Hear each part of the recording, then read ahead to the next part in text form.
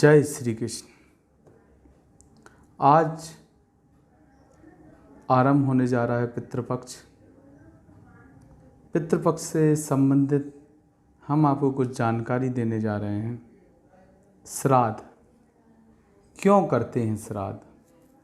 श्राद्ध साधारण शब्दों में श्राद्ध का अर्थ अपने कुल देवताओं, पितरों अथवा अपने पूर्वजों के प्रति श्रद्धा प्रकट करना है।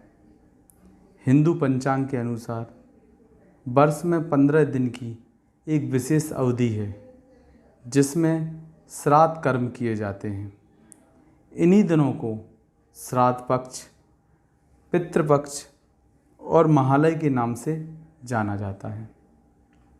मान्यता है कि इन दिनों में तमाम पूर्वज जो सशरीर परिजनों के बीच मौजूद नहीं हैं, वे सभी पृथ्वी पर सूक्ष्म रूप में आते हैं और उनके नाम से किए जाने वाले तर्पण को वो स्वीकार करते हैं।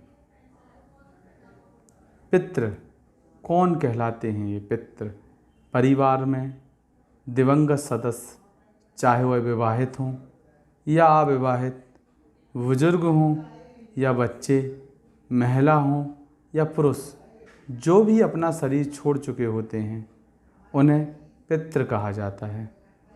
मान्यता है कि यदि पितरों की आत्मा को शांति मिलती है तो घर में भी सुख शांति बनी रहती है और पितृ बिगड़ते कामों को बनाने में आपकी मदद करते हैं।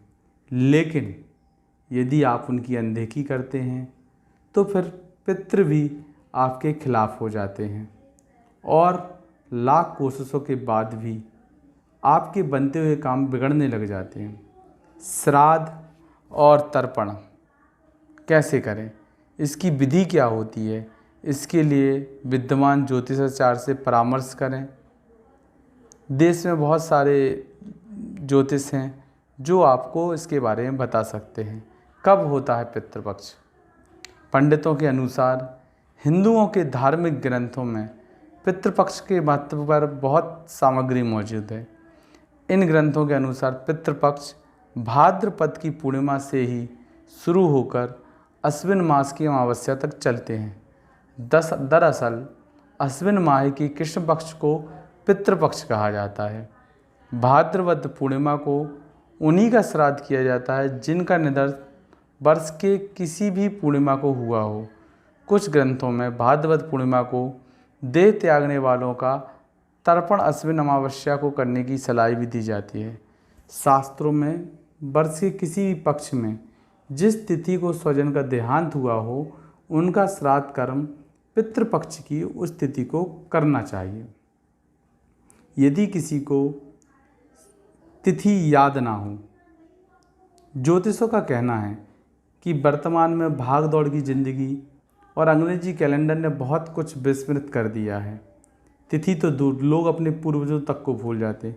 फिर भी जिसे अपनी गलती का एहसास हो वह पश्चाताप जरूर करता है और इसे जानना भी चाहता है कि अपने पूर्वजों के प्रति किए गए अपने इस अपराध बोध को वह कैसे मुक्ति प्राप्त करे। तो ऐसी स्थिति में धार्मिक ग्रंथ हमारे सहायक होते हैं। शास्त्रों में यह विधान दिया गया है कि यदि किसी को अपने पितरों, पूर्वजों के देवासन की तिथि ज्ञात नहीं है तो ऐसी स्थिति में अश्विन अमावस्या को तर्पण किया जा सकता है। इसलिए इस अमावस्या को सर्वपितृ अमावस्या भी कहा जाता है। इसके अलावा यदि किसी परिजन की अकाल मृत्यु हुई हो, यानी यदि वे किसी दुर्घटना का शिकार हुए हों या फिर उन्होंने आत्महत्या की हो तो उनका श्राद्ध चतुर्दशी तिथि को किया जाता है। ऐसे ही पिता का श्राद्ध अष्टमी और माता का श्राद्ध नौमी तिथि में करने की मान्यता है।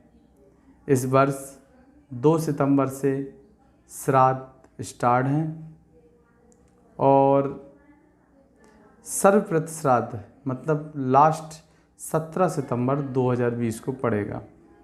जय श्री कृष्ण।